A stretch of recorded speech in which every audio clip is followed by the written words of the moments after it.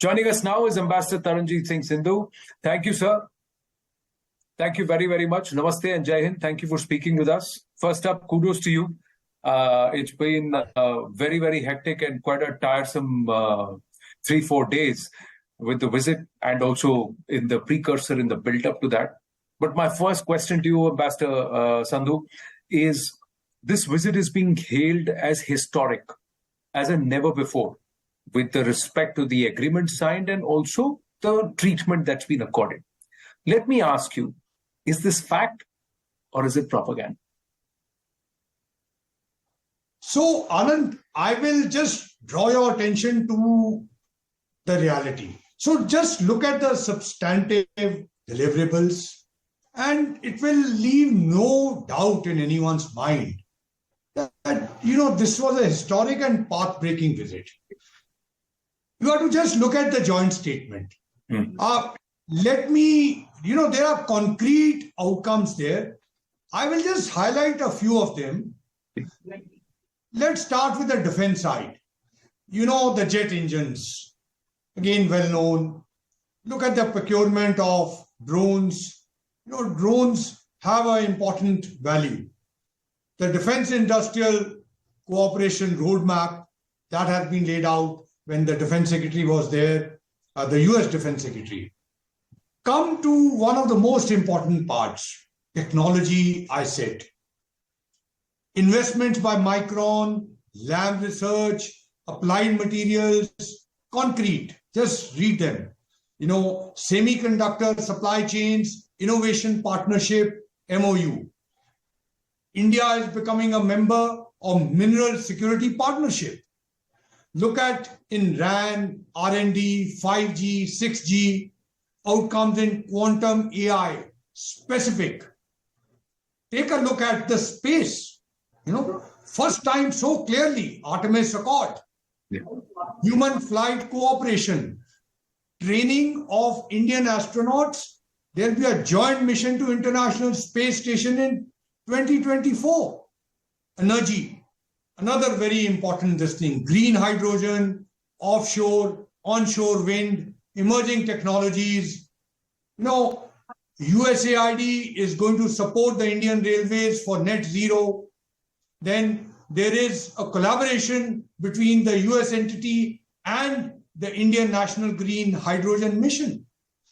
Education. You recall, we have spoken earlier, I have underlined to you the importance of education. Yeah. There's a joint task force set up between Association of American Universities, leading Indian education institutions, including the IITs. There is an establishment of Indo-US Global Challenge Institutes for deeper research and collaboration. 100 additional US undergraduate students will study or intern in India. So it's both-way process. Health. Another very important thing. The drug policy framework, combating illicit drugs, pharma supply chains. Importantly, a cancer dialogue. This will be actually hosted and at the initiative of the First Lady, Dr. Jill Biden. Trade and commerce. 6 outstanding WTO disputes resolved. Upskilling of 250,000 employees, STEM learning in the US. For the first time, Small Business Administration and MSME collaboration. We always hear of the big guns. This is first time small and medium, which includes startups, are being linked up. Then look at people to people. The first pilot project, when we talk of renewal of work visas in US, that is going to be undertaken for Indians. This will enable them to do it within United States. Then, if this is success, then it will be extended to other countries. Indian consulate in Seattle. This will become functional this year. Look at the huge demand. There will be 2 more consulates set up in the US. And in India, the US will be opening 2 new consulates in Bengaluru and Ahmedabad. Look, I can go on and on. I think this speaks for itself. But experts also point, Ambassador, to a significant shift in the Indo-US equations in the last few years. What is charging this magnetism? So it's true. There is enhanced trust and confidence in each other. And I have been in this business for quite some time, more than 2 decades ago. I can tell you 10 years ago, 15 years ago, it was almost unimaginable. So what's important? First and foremost, most of these outcomes are people and development oriented. Each one of them touch the people. There is much more synergies and complementarities today. The people on both sides, these affordable solutions, the use of India's youth, talent, ability to make affordable solutions, what I said, and the US tech on the other hand. So both the countries are seeing the benefits of collaboration. And we have heard our Prime Minister often say that there is a much more desire to do global good. And this partnership is not only in benefit of United States and India, but also world at large. So here we can see that people-to-people links, they are the bedrock of the relationship. And we are also seeing much more maturity amongst the two partners. This relationship, if I may be allowed to say, it's actually coming of age. You talked about the trust factor. What's the cause? What's behind this increase in trust? I would say, Anand, multiple factors. But let me point out leadership is important. Why? Let's look at President Biden. 20 years ago, as the chairman of Senate Foreign Relations Committee, he said United States and India, if United States and India grew to be the closest friends and partners in the world would be a safer place. And today as president, he said, I believe that even more today, now that I am the president. Prime Minister Modi, look at 2014, look at 2016. I don't know how many of you know that even before he was a chief minister, he actually traveled around the United States. He knows US very well. And in 2016, in the US Congress, he said, I see United States as an indispensable partner. He also spoke that this partnership has overcome the hesitations of history.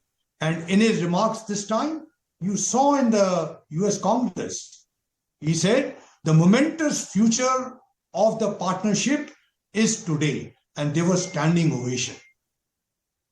Then, second, there is much more predictability and stability on both sides. There are consultations, coordination, collaboration, which has increased much more. And, the challenges and opportunities which are facing the world in this century, that do require United States and India to work together. And I just want to quote Prime Minister Modi here. He said, this is not a partnership of convenience, but of conviction, compassion, and shared commitment for a better world. Both presidents, both the heads of state, Prime Minister Modi and President Biden, were quite effusive in their praise for each other and the contribution. They talked up India-US relationship, AI, big reference point. But America, is it ready to accept a loosely aligned relationship? I'm not saying non-aligned, but loosely aligned relationship, because traditionally America has had this friend or foe kind of attitude. So, in this again, Anand, there are traditional mindsets. There's always the spin which will come. But I will point out, please look at the word that has been used, partnership. And it's not just terminologies and semantics which go wide. The word is partnership. And what we are doing today jointly, as I pointed out to you, I have already given you a glimpse of the outcomes. I'm quoting National Security Advisor Jake Sullivan. He said this really is a relationship built on foundation of goodwill. And people on both the countries have a fundamentally optimistic view about the role of the other country as a partner. Remember, there are 200,000 Indian students here. There are 4 million Indian Americans here. Most of you have relatives here. Please ask them, are they positive on United States? And you will have. Why do most of our children come and study here? There is positivity. So there is much more shared priorities, creating things together. And therefore, this relationship is futuristic. It is bound to develop. It is indeed a natural partnership. There is a long list of what has been achieved and what has been agreed upon and what's going to happen. But personally, for you, what was the highlight of the visit? Look, Anand, I can say many things. Even the state visit itself, it was rarest of the rare, third in independent history, 75 years. Look at the historic joint session to the Congress, the excitement of the members. You saw how they took Prime Minister's autographs, how they clapped. And this is when everybody was predicting, doomsday. I kept saying before, there is a lot of interest in people to hear about the India story, to hear about the Prime Minister's vision. And that was there. And look at the enthusiastic Indian community presence in the arrival ceremony, despite light showers in the White House. 8,000 Indian Americans for the first time. And all of you heard about that. You heard what they were saying. So I, again, don't have to. But there were also a lot of other solid, substantive aspects. Look at the skilling event, where the First Lady came herself. And there was people's touch. The 2 Indians who participated, one of them, the boy, he's actually using what is technology to help in coastal areas in fish farming and cultivation.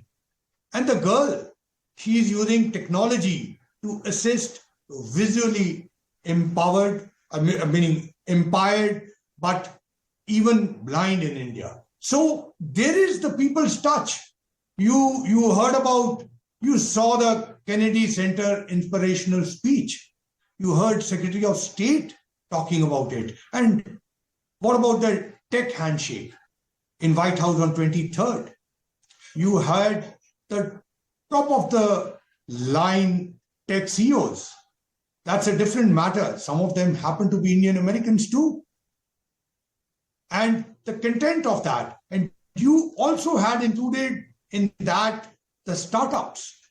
And some of those startups have already infiltrated in the supply chains in United States.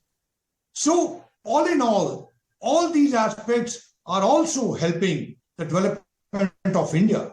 They are also providing India market. They are also providing production capacities in India. And finally, providing employment. So both the ceremonial splendor and the wide array of substantial outcomes across sectors, I would say they competed with each other, in my mind, to bring it out to you. For me, the highlight was Jai Hai, Jai Hai, Jai Hai in the White House lawns. Sitting in the studio, it gave me goosebumps, Ambassador Sandhu. That's what it did. You also in the U.S. Congress. I hope you didn't miss that. No. I saw the U.S. Congress. That was delightful. That was fantastic. But White House lawns ke andar Jai Hai, Jai Hai was happening. So it was just fantastic. But the other thing is, Prime Minister Narendra Modi said something very interesting when he talked about the jet engine deal. And this was when he was speaking to the people. And he said it's going to be a big push for our Atmanirbharta pitch. The Micron, foundry, if I may say that, and the jet engine manufacturing. Why are they so important? Why is it so critical? We had Ashwini Vaishnav also earlier in the day say that in 40 years they've been trying and it had not happened and it's fructified now, the Micron deal. Gee. So, look, as I pointed out to you, that this is a win-win for both sides. And I also pointed out to you the focus on development and basically people-oriented, people-touching aspects of this. So this evolution of partnership is there, clearly visible, of course, in tech and defense. And if I may say here, earlier it was simply a buyer-seller relationship, a market-oriented. But today we are talking of co-production, co-manufacturing, co-development. And that makes India a part of this, what is global supply chain. So in defense, we have the G jet engine deal, much spoken about, so I'm not going. But there is also, keep in mind, repair of U.S. ships to have already happened in India. Then the MRO facilities. Each of this facility, when it is set up, Anand, also leads to an ecosystem, also leads to the development of skills. And India is indeed becoming what is a reliable partner in the supply chains. And tech, and particularly critical tech, the high-tech, as we say, that is a big part of this.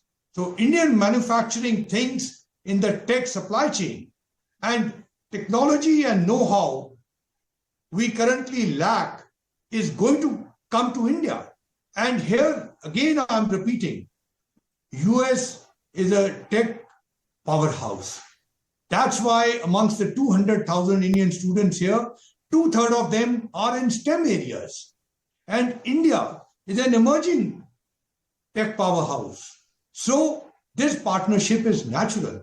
And obviously, it will help and strengthen our own domestic capability. How do you, Prime Minister Modi has his ability to strike equations with leaders across the spectrum, across the world. But he was very effusive in his praise for President Biden. And he also admitted that we have had frank, open conversations over a range of issues. Can you tell us a little more? How was their personal equation? What all did they talk about? So the personal chemistry and rapport has been visible. You know, you saw Hiroshima even before that. And here I would like to draw your attention. In 2014, Vice President Biden hosted a lunch for Prime Minister Modi. 2016, he presided over the first address of Prime Minister to joint session. But look at the last 2 years, and this has been developing and deepening. I already pointed out to you their earlier statements about United States and India. But let me come to this current, the warmth, respect, and friendship.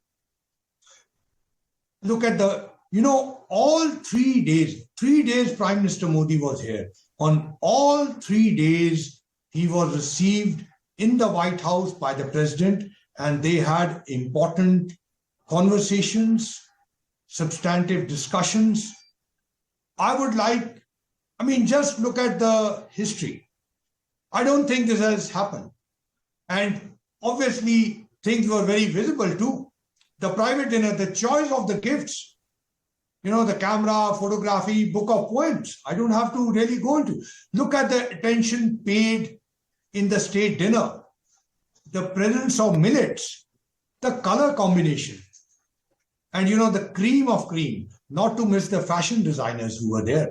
Actually, that has attracted attention in many of editorials here, that in Prime Minister Modi's dinner, Biden White House reached to fashion designers. This strong equation has been an asset to actually getting the substantial part out, the strengthening of ties further. But beyond the polity, America Inc., you've been meeting a lot of them. For a while, you've been engaging with them.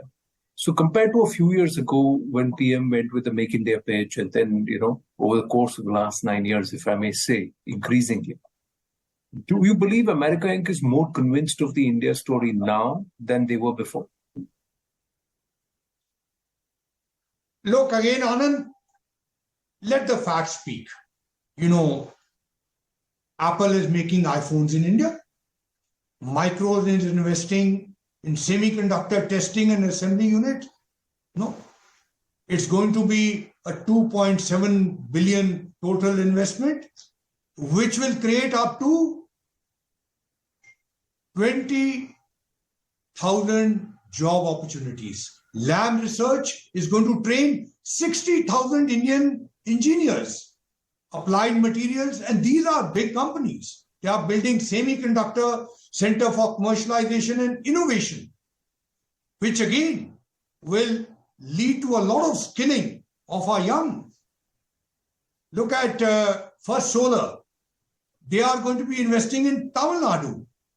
Google, $10 billion, India Digitization Fund. Boeing, General Atomics. They are sending MRO facilities. Boeing is going to invest 100 million to train pilots in India, which will support India's 31,000 new pilots requirement.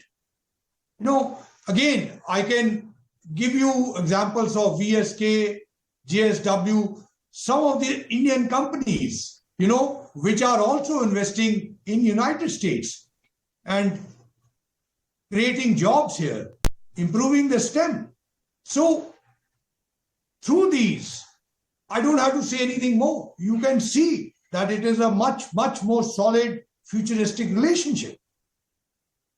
But Master Sandhu, what happens next, sir? How long, or is there going to be too much of a lag between ink and implementation? I will quote Prime Minister Modi. And he very clearly articulated, the time is now. And that's why the stage has been set. The window of opportunity has opened. And here, the relevant players on both sides certainly need to seize the moment and make things happen. Look how ISET has progressed. It was launched in January. And we already have concrete stuff put in the joint statement. So it's not business as usual. And most important, Anand, the ISET has brought for the first time industry, academia, and government together. So when the industry is involved, when it is engaged, So it's not going to be what you are pointing to, maybe bureaucrats like me sit back. Well, industry and academia is part of it. And POTUS and PM are again meeting for G20 summit. I'm sure the review of progress will happen. So I am indeed optimistic that we are going to see transformational changes that will take place in coming weeks. And even before the visit, I said that this is going to be a transformational visit, both substance and ceremony. And you take a look. It happened. It happened even more than what I had said. So that's why I do feel confident. Well, I am very fully cognizant of the fact that democracies, be it India or America, are shouldered by bureaucracy. So it cannot be that if the bureaucracy stops to function, then nations will not progress. So you have to take credit where it is due, Ambassador Sandhu. Thank you so much. Thank you so much. One parting question, if you may permit me. Are you confident that this engagement, this AI engagement, is going to be bipartisan, especially from the America point of view? Yes. And again, I will point out to the address in U.S. Congress when Prime Minister spoke about ISET, AI, Internet of Things, quantum. Both the sides, just look at YouTube, both the sides got up and they were clapping. So I am confident. Look, this is a win-win proposition for both sides. And again, I will mention here that technology partnership comes when you have trust and confidence at the bottom. And it has not just commercial side, it has a strategic side. And you have seen what NSA Sullivan said in Delhi. And you have seen what both Prime Minister and President Biden repeatedly look at any of their statements across the 3 days they interacted. And you will see pointing towards that. So I am indeed confident based on my experience. Thank you so much, Ambassador Taranjit Singh Sandhu. Thank you so much. Always a pleasure speaking with you. Look forward to meeting you very soon, hopefully in India. Thank you, Anand. Look Thank forward. you, sir. Namaste, sir. Jai Hind.